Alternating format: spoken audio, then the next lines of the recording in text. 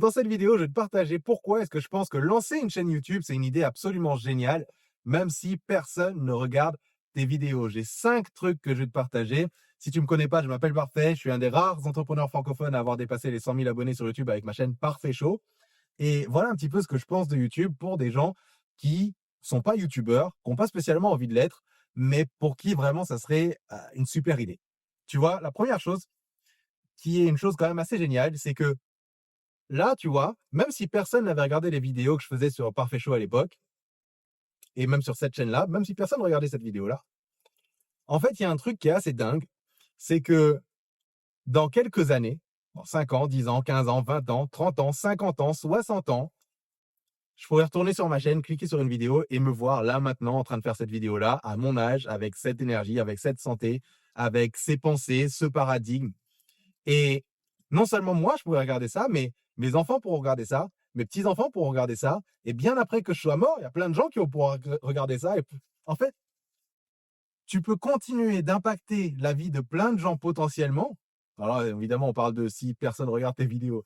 Mais même si tu as une ou deux vidéos, une ou deux personnes qui regardent tes vidéos, même si tu as quelques membres de ta famille qui regardent des vidéos, eh bien, imagine à quel point ça serait cool de te dire, attends, je vais aller sur la chaîne YouTube de mon arrière grand-père et tu vois ce qu'il pensait à l'époque, ce qu'il disait, les dingueries qu'il disait. Parce que j'imagine juste qu'à quel point les gens pourraient dire des folies à l'époque, tu sais, qui semblaient vraies à l'époque, mais qui sont complètement dingues aujourd'hui, bref.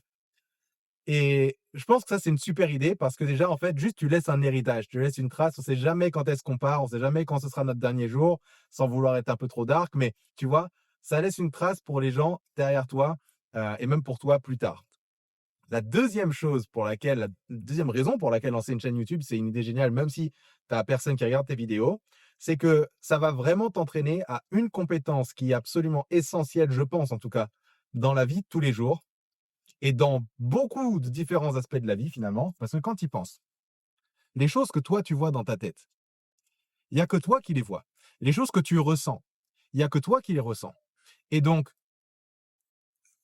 les idées que tu as aujourd'hui qui pourraient être révolutionnaires, les idées pour ton business, les idées pour ton job, les idées pour ta famille, les idées pour ton couple, pour ta santé, toutes ces idées-là que tu as dans la tête, si tu n'arrives pas à les transmettre de manière claire à ce que d'autres personnes puissent avoir cette vision-là que toi tu as, tu n'avances pas en fait. Tu peux pas prétendre à avoir une meilleure position dans ton travail si tu n'arrives pas à communiquer ta valeur. Tu peux pas prétendre à être meilleur dans ton business, avoir plus de revenus si tu peux pas communiquer la valeur de ton offre et que tu n'es pas capable de vraiment articuler les raisons pour lesquelles quelqu'un devrait acheter finalement, tu vois. Et donc, à force de faire des vidéos, même si personne ne les regarde, tu t'entraînes à la communication, tu t'entraînes à parler. Et c'est bête parce qu'on parle depuis qu'on est petit, tu vois, donc c'est bizarre de se dire, ouais, bah, je m'entraîne à parler. Mais c'est une chose de parler et c'est une autre chose de être, savoir s'exprimer de telle sorte à être compris, bafouiller de moins en moins, paraître authentique, tu vois. Il y a plein de choses qui rentrent en compte dans la communication et c'est vrai que c'est pas parce qu'on parle depuis qu'on est petit qu'on est forcément bon pour communiquer, tu vois. C'est pas forcément pour ça que tu as un vocabulaire qui est assez large, tu vois, ou que tu peux vraiment exprimer ce que tu penses. Donc ça, c'est une super raison de faire une chaîne YouTube, même si personne ne regarde. Troisième raison. La troisième raison, c'est une raison business, parce que moi, je suis dans le business. Sur cette chaîne, j'aide les gens justement à créer une chaîne YouTube qui développe leur business, ou créer un business au travers d'une chaîne YouTube aussi, bref. Et donc, niveau business, il y a quelque chose qui est super important, c'est que la difficulté avec laquelle tu vas vendre ton offre va être en proportion directe avec le niveau de confiance que les gens te portent. OK? Si tu essayes de vendre ton truc à quelqu'un qui te connaît pas, qui t'a jamais parlé, qui vient de te découvrir, qui te fait pas encore confiance, tu vois? Et qui t'apprécie pas particulièrement, à ton avis, à quel point est-ce que ça va être plus difficile de vendre à cette personne-là, comparé à une personne qui t'apprécie, a l'impression de te connaître, elle a passé du temps avec toi, elle te fait confiance, et cetera. Dans lequel des 2 cas, est-ce que ton business sera beaucoup plus facile, à développer derrière, tu vois? Dans lequel des 2 cas, est-ce que la vente est beaucoup plus évidente? Évidemment, dans le cas où les gens ont pu passer un peu de temps avec toi.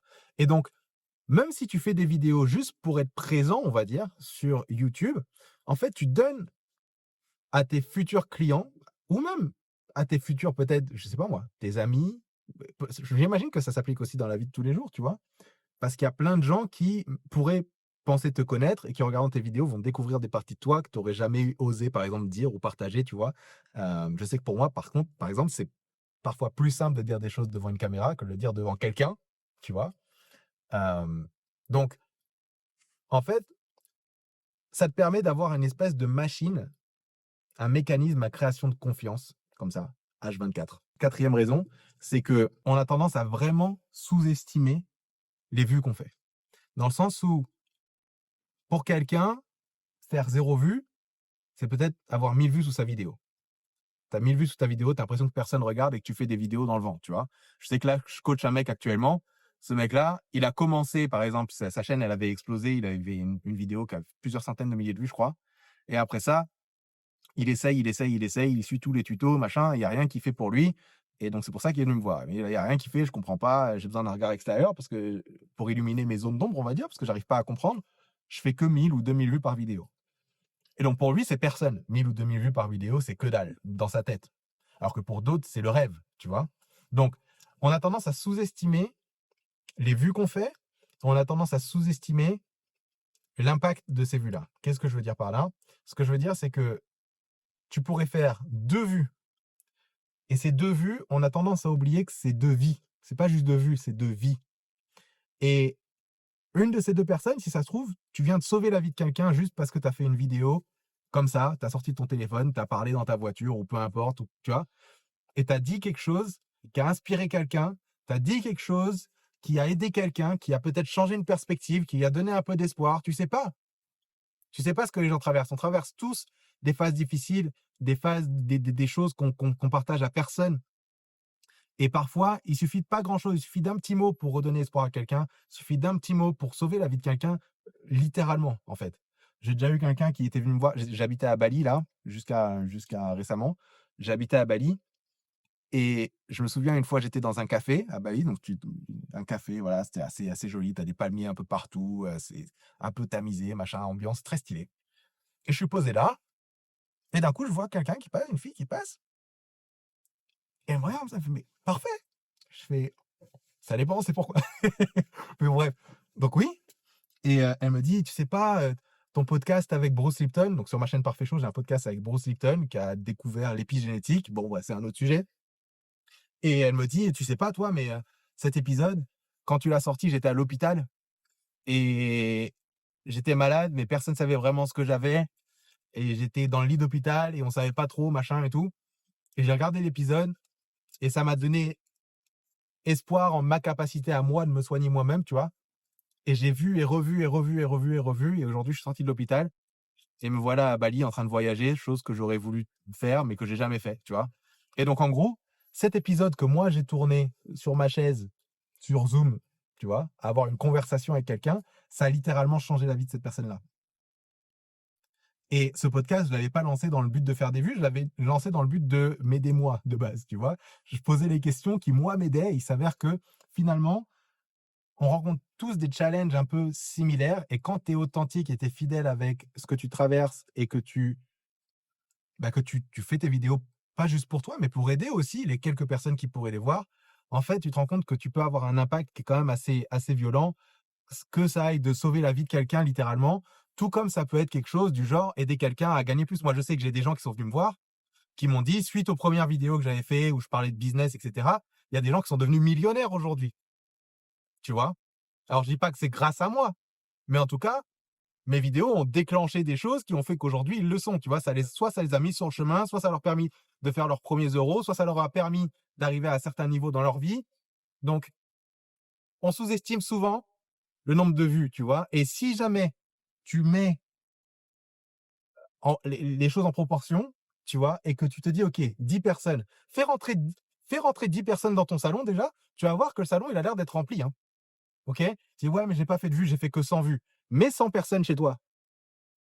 Tu vas voir si c'est pas beaucoup de personnes. Mets 100 personnes chez toi, tu vas voir, c'est pas beaucoup de personnes. Ouais, j'ai fait que 1000 vues. 1000 vues, c'est une salle de spectacle, hein. J'ai fait que 10 000 vues, j'ai fait que 100 000 vues. 100 000 vues, c'est genre, c'est le Stade de France que tu as rempli, tu vois? Donc parfois, on se perd dans les chiffres, on se perd dans le digital Et c'est vrai que ça met un peu les choses en perspective quand tu essayes de sortir de l'écran et de te rendre compte en fait que ces vues-là, c'est des gens. OK? Et que même si tu fais que 10 vues, 15 vues, 20 vues, 30 vues, 50 vues, 100 200 vues, peu importe, c'est des personnes que tu viens d'aider, c'est des personnes que ton contenu vient de toucher.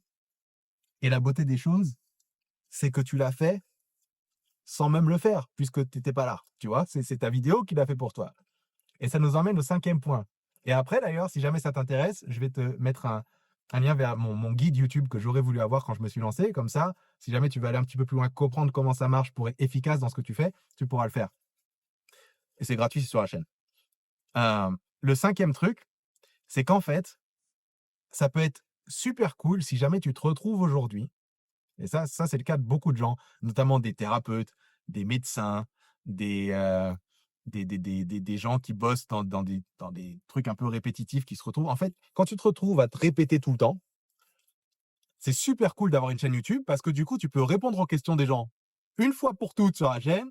Et quand tu as des gens qui te posent des questions encore et encore et encore et encore, tu lui envoies la vidéo et la vidéo s'occupe d'éduquer les gens à ta place pendant que toi, tu fais autre chose d'un peu plus pertinent pour toi et t'arrêtes de te répéter toutes les 2 secondes.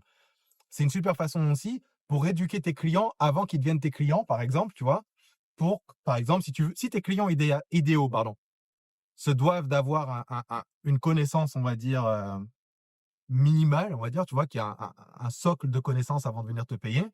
Ta chaîne YouTube peut aider justement à éduquer les gens pour qu'ils deviennent des bons clients pour toi.